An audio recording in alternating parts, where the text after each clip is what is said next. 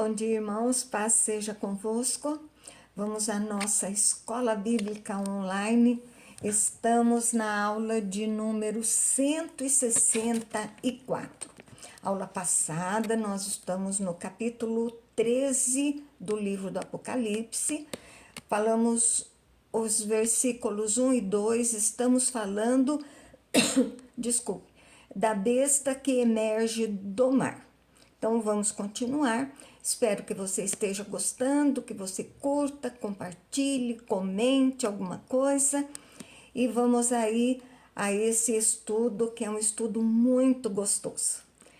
Apocalipse 13, versículo 3. A palavra de Deus diz: Então vi uma de suas cabeças como golpeada de morte, mas essa ferida mortal foi curada. E toda a terra se maravilhou, seguindo a besta. Então a cabeça faz parte da besta e uma delas recebeu um ferimento. Então é uma simulação e vai simular o que aconteceu com Jesus, a morte e ressurreição. Sinais na terra para trazer os ímpios para perto, seguindo a besta. E os crentes vão perceber que é a besta. Mas os não crentes vão se maravilhar com todo o acontecimento, com esses sinais e maravilhas. Moisés, na época de Moisés, os magos do faraó simularam o que Moisés fez, E a besta agora vai simular, mas não tudo, porque ela não tem esse poder. Em 1 Timóteo 4:1, diz que os últimos tempos apostatarão alguns da fé, dando ouvido a espíritos enganadores e doutrinas de demônios. Verso 4: E adoraram o dragão, porque deu a sua autoridade à besta. Também adoraram a besta, dizendo: Quem é semelhante à besta? Quem pode pelejar contra ele? Então o dragão e a besta estão ligados. Agora Jesus diz: O Pai é glorificado pelo Filho, e o Filho glorificado pelo Pai. A besta e o dragão também simulam isso. Substituiu a adoração a Deus. Agora a besta aceita essa adoração e vai ser tão poderosa que o povo vai querer estar junto dela, que tem poder político, econômico, sobrenatural. Vai ser um Deus para as pessoas. Verso 5. Foi-lhe dada uma boca que proferia arrogâncias e blasfêmias e autoridade para agir 42 meses. Então a besta traz ensinos, Quando fala da boca, está falando de ensinos. Ali em Daniel 7:8 e 7:20, se coloca como Deus, o orgulho, com grande poder, rejeita a Deus, se autodeifica, se endeusa, se proclama Deus, e 3 anos e meio, que é um tempo limitado, para agir, vai tentar fazer o máximo de estrago possível com autorização de Deus, não se esqueça disso. Verso 6, e abriu a boca em blasfêmia contra Deus, para lhe difamar o nome e difamar o tabernáculo, a saber, os que habitam no céu. Então, as atitudes da besta indicam quem ela é. Vai profanar o nome de Deus, minam a sociedade a respeito de Deus, vão enfraquecer as coisas de Deus, vão difamar o nome de Deus, Nós vimos aí no carnaval, onde o nome de Jesus foi difamado. Então, nós vemos aí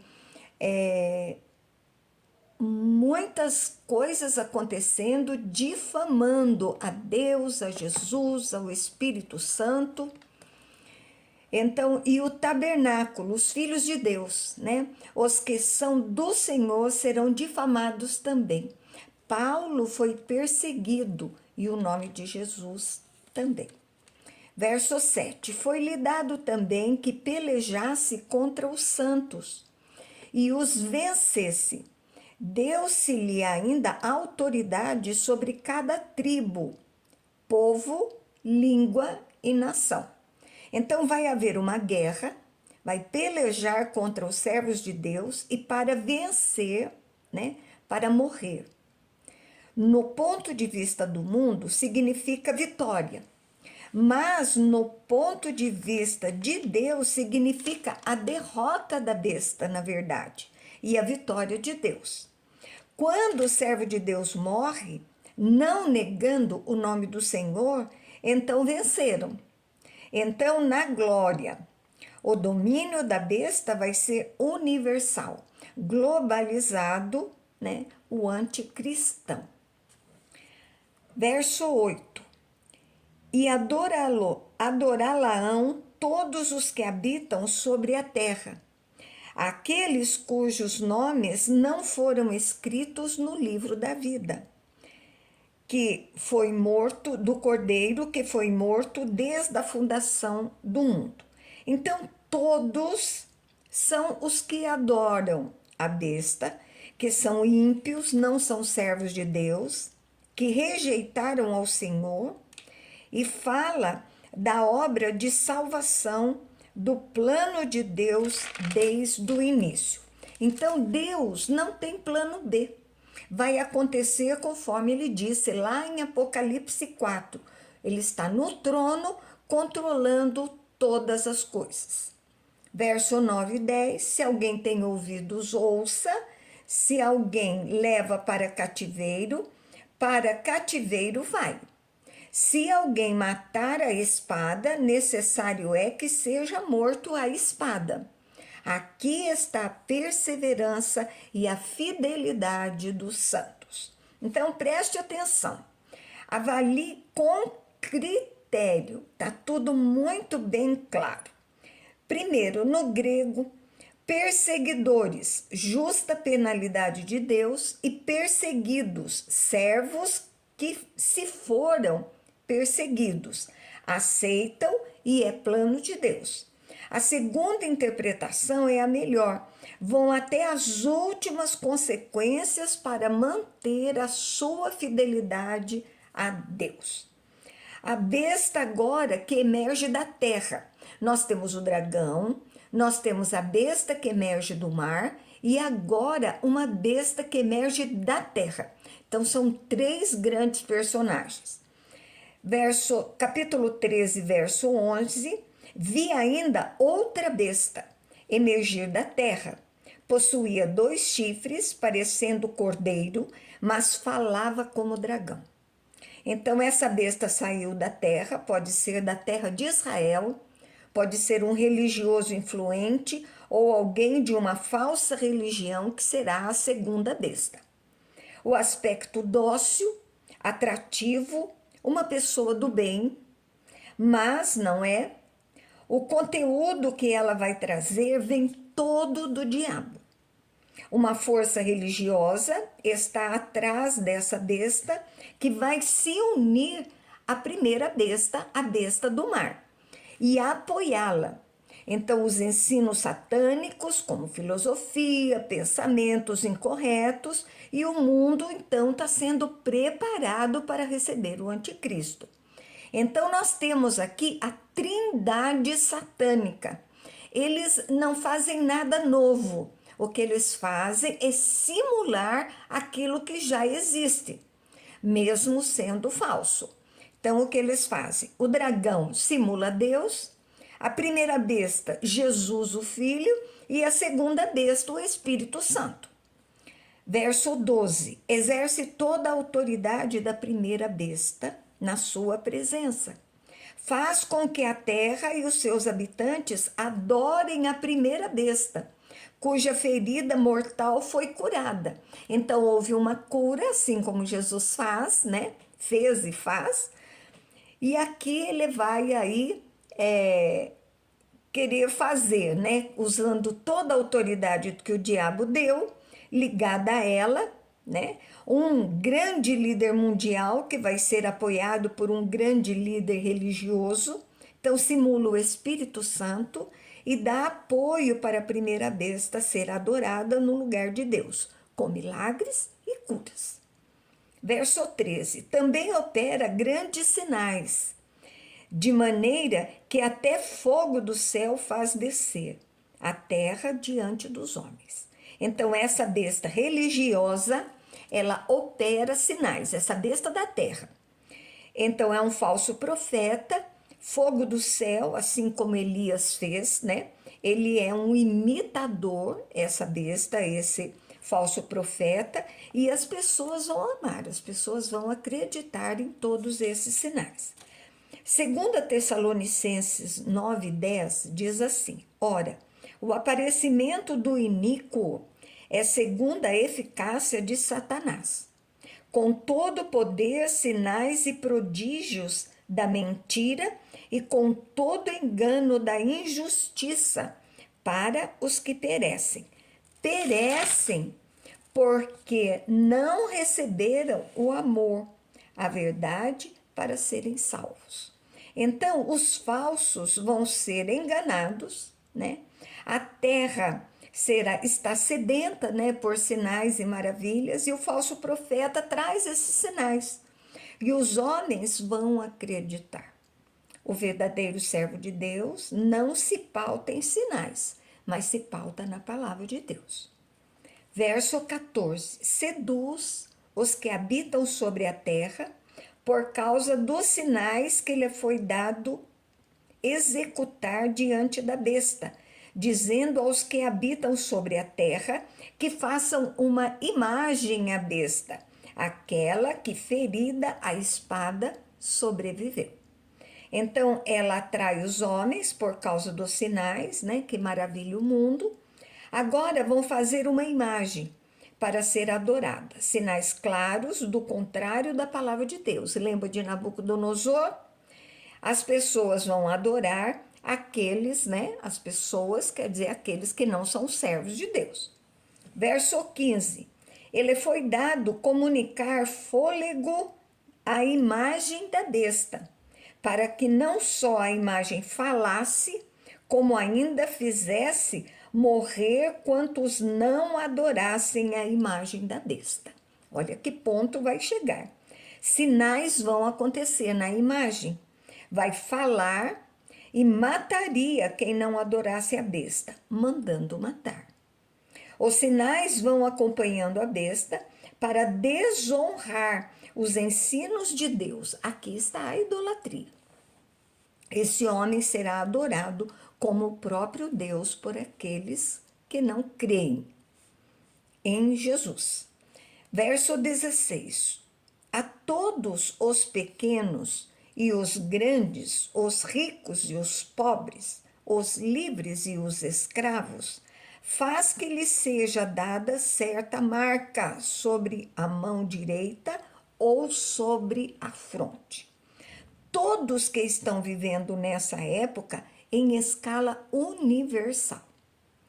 Apocalipse 7:3, dizendo: não danifiqueis nem a terra, nem o mar, nem as árvores, até selarmos na fronte os servos do nosso Deus. Então ele continua imitando, né? Os servos de Deus são selados nesse tempo de tribulação para Deus. O diabo vai querer selar os que são dele e terão uma marca também. Vamos entender aqui. Nós que somos da Igreja do Evangelho Quadrangular, nós entendemos que não estaremos aqui quando a grande tribulação acontecer. Então, esses que ainda estão na terra, lembre-se que 144 mil judeus convertidos estarão aqui na terra, tendo a oportunidade de levar salvação ainda ao povo que aqui está. Então, nós vamos ter alguns que ainda vão se converter. Então, nós vemos aqui que Deus está selando aqueles que aqui estão. e o diabo está fazendo a mesma coisa com os dele. Então será uma marca visível? Do servo de Deus é invisível, porque é o Espírito Santo de Deus essa marca. É a salvação, é o selo do Espírito Santo. E do diabo? Pode ser invisível também, né? O controle da mente, a ação das pessoas, né? Uma marca visível para mostrar ao mundo que fazem parte desse sistema. E essa marca só seria feita nos servos do diabo. Os de Deus já estão selados pelo Espírito Santo, então não vão se perder. Lá em Apocalipse 7, leia o capítulo de novo, ouça as aulas do capítulo 7. Verso 17, para que ninguém possa comprar ou vender, senão aquele que tem a marca, o nome da besta ou o número do seu nome. Essa marca tem o objetivo ligado à adoração à besta e não à inovação tecnológica. Os aspectos religiosos da besta também vão estar na economia. A besta vai tentar vencer os servos de Deus pelo cansaço. Então, pessoas sendo identificadas como pertencente à besta perseguirão os cristãos, né? Por exemplo, o islamismo expulsam cristãos da própria família. Vilarejo, as pessoas não podem comprar. Então, países que já existe uma exclusão de pessoas cristãs, será clara e visível que duas igrejas existirão no mundo, a igreja da besta e a igreja de Cristo, que vai se mostrar e vai sofrer a oposição. Pode ser uma marca comportamental e de pensamento. Então está sendo construída e aceitar a filosofia que o mundo tem levantado, isso também é uma marca, né? Nós vemos tantas marcas que estão sendo colocadas aí. Verso 18. Aqui está a sabedoria. Aquele que tem entendimento, calcule o número da besta, pois o número do homem. Ora, esse número é 666. O que está pensando? Calcule o número da besta. Primeiro, já falaram que 666 quer dizer Nero em hebraico, cada letra tem um número. Já falaram que era Hitler, né? E a trindade satânica. O número da perfeição é 7 e o diabo não chega lá porque ele é imperfeito. Ele é o diabo, o anticristo, o falso profeta. E um número simbólico, incompleto. Apesar de tudo que a besta está fazendo, ela não é a perfeição. O poder verdadeiro é um homem usado por Satanás, ele é limitado. Bom, nós vimos até agora, nesse capítulo 13, a besta que emerge do mar e a besta que emerge da terra. Agora nós vamos ver o cordeiro e seus remidos no Monte Sião. Capítulo 14, verso 1. Olhei e eis o cordeiro em pé sobre o Monte Sião, e com ele 144.000, tendo na frente escrito o seu nome e o nome de seu pai. Então, o cordeiro em pé quer dizer que ele está pronto para agir, né? A obra que Cristo realizou, Jesus. Sião é Jerusalém, geograficamente, em Israel. Simbolicamente representa a salvação, a presença viva de Deus, lugar onde os salvos estão juntamente com o Cordeiro, né? Apocalipse 21, 2, nós vamos ver isso, a Nova Jerusalém, junto com os 144.000, a totalidade da igreja, né? A visão da vitória. No capítulo 13, a besta está com sua igreja na terra e seus adoradores. No capítulo 14, é a vitória do povo de Deus, a morte dos cristãos que estão com o Senhor. Então, os 144 mil foram selados pelo Senhor. Mas um detalhe, um selo duplo, o nome do Cordeiro e o nome do Pai. Não tem como servo de Deus serem confundidos. São do Cordeiro e são do Pai. A besta marca os seus e o Senhor os seus. Então existe uma separação clara entre essas duas igrejas, entre a igreja de Satanás, a igreja do diabo, a igreja satânica e a igreja do Senhor. Verso 2: ouvi uma voz do céu como de muitas águas, como voz de grande trovão. Também a voz que ouvi era como arpistas quando tangem a sua harpa.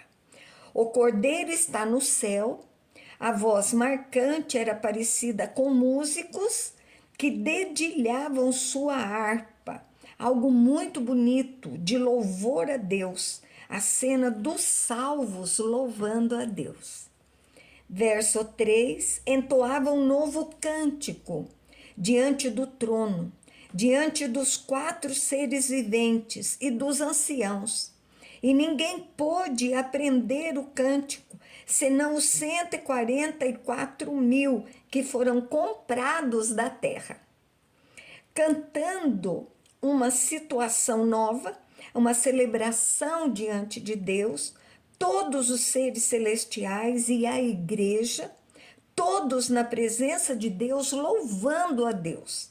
Então somos redimidos, podem dar o verdadeiro louvor a Deus. Então, pelo sacrifício de Cristo, e temos exclusividade no céu. Deus mostra para João a gloriosa vitória dos salvos. Verso 4, são estes os que não se macularam com mulheres, porque são castos. São eles os seguidores do Cordeiro, por onde quer que vá. São os que foram redimidos dentre os homens, primícias para Deus e para o Cordeiro. Então aqui não se macularam com mulheres. Seriam 144 mil celibatários. E segundo, a Bíblia não coloca a relação no casamento como pecado. O texto não é literal. Castos quer dizer virgem. A igreja é a noiva. Então, são os servos que se mantiveram puros com Deus, né? A noiva de Cristo. Em 2 Coríntios 11, 2, diz, porque zelo por vós com zelo de Deus, visto que vos tenho preparado para vos apresentar como virgem para um só esposo, Cristo. Então, está ligado com a igreja, né? São puros porque amam o Cordeiro, reconhecem o sacrifício e o seguem, santos e puros espiritualmente. Foram salvos, restabelecidos na presença do Pai. Primícias é a parte de alguma coisa. Então, esse pessoal é uma parte celibatária, ou o conceito de todos os homens, os que foram separados, os que foram salvos, né? O foco, Deus honra seus servos, os seguidores de Jesus. Verso 5, e não se achou mentira na sua boca, não tem mácula.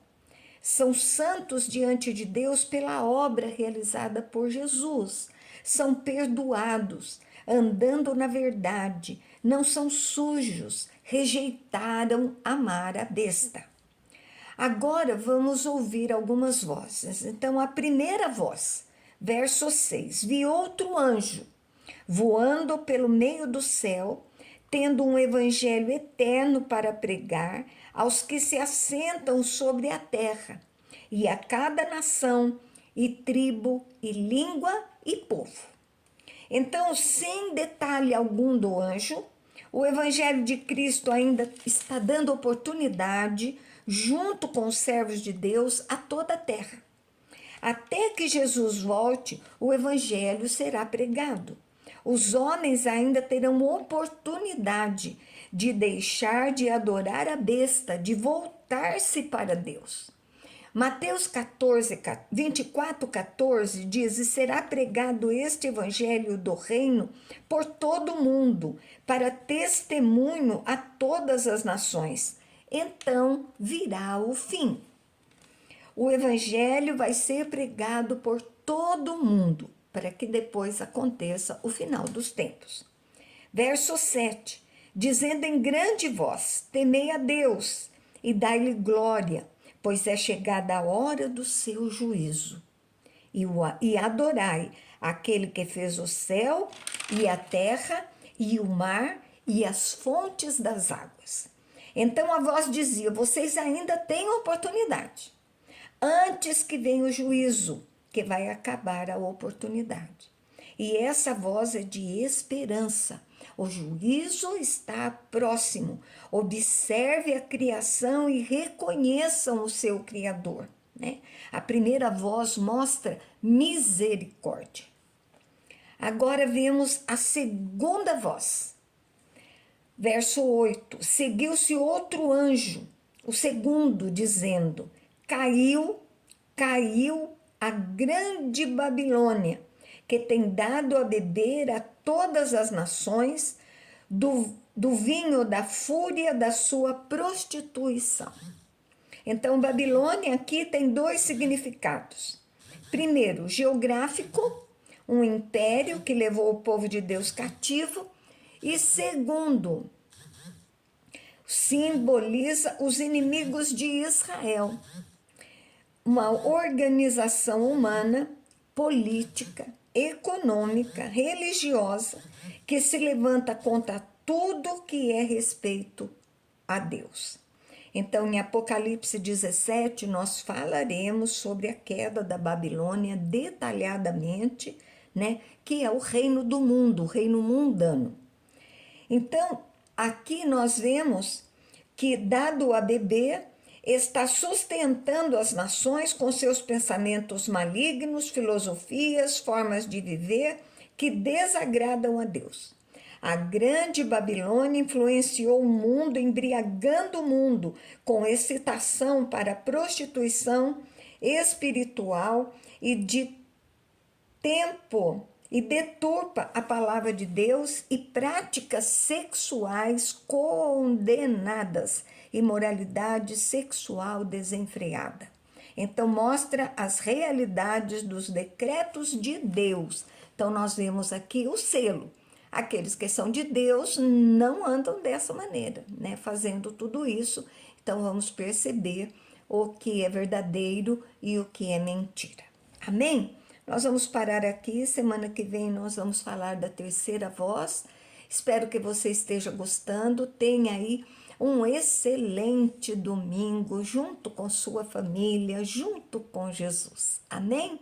Fique com Deus e até a próxima aula, se assim Deus o permitir. E um beijo grande no seu coração.